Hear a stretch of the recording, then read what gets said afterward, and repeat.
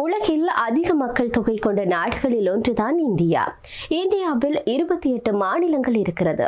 அதில் ஒவ்வொரு மாநிலமும் தங்களுக்கென்று தனிப்பட்ட மொழி, கலாச்சாரம் மற்றும் தனிப்பட்ட சவால்களை கொண்டுள்ளன. அனைத்து மாநிலங்களும் எதிர்கொள்ளும் ஒரே ஒரு ஒற்றுமை இந்த குற்ற செயல்கள் தான் என்று சொல்லலாம்.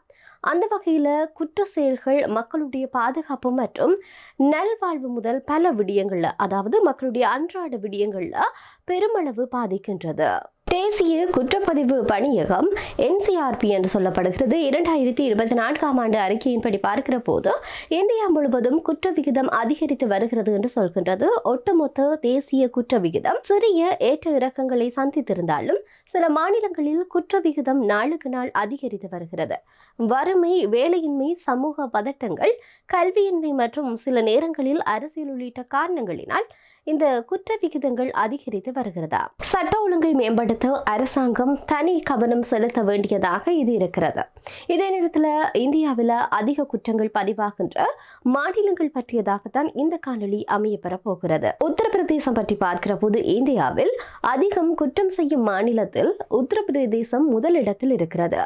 இங்கு வாழுகின்ற 1000 பேருக்கு 7.4 என்ற தனிநபர் குற்ற விகிதத்துடன் முதலிடத்தில் இருக்கின்றனர். மற்ற மாநிலங்களை விடவும் கொள்ளை, கடத்தல் உள்ளிட்ட வன்முறை குற்றங்கள் அதிகம் இருப்பதாக அந்த அறிக்கை கூறுகின்றது.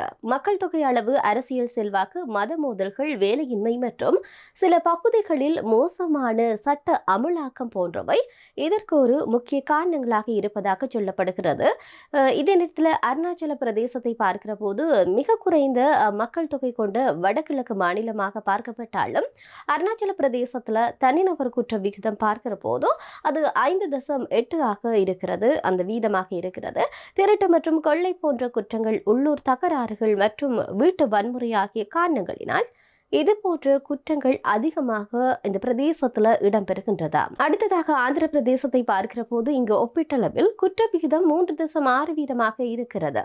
இங்கு சைபர் குற்றங்கள், சொத்து தகராறுகள் மற்றும் பெண்களுக்கு எதிரான குற்றங்கள் அதிகமாக நடந்து வருகின்றதா. நகரமயமாக்கல், வீட்டு மோதல்கள் மற்றும் அதிகரித்து வருகின்ற ஆன்லைன் மோசடி போன்ற காரணிகள் மாநிலத்தினுடைய குற்ற எண்ணிக்கை கணிசமாக அதிகரிக்கப்பட்டிருக்கிறது.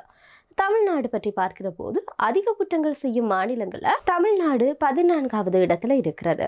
அடுத்ததாக நாகாலாந்து தொடர்பில் பார்க்கிற போது இந்த பட்டியலில் குறைந்த குற்ற விகிதத்துடன் கடைசி இடத்தில் இருப்பதுதான் இந்த மாநிலமாக காணப்படுகின்றது.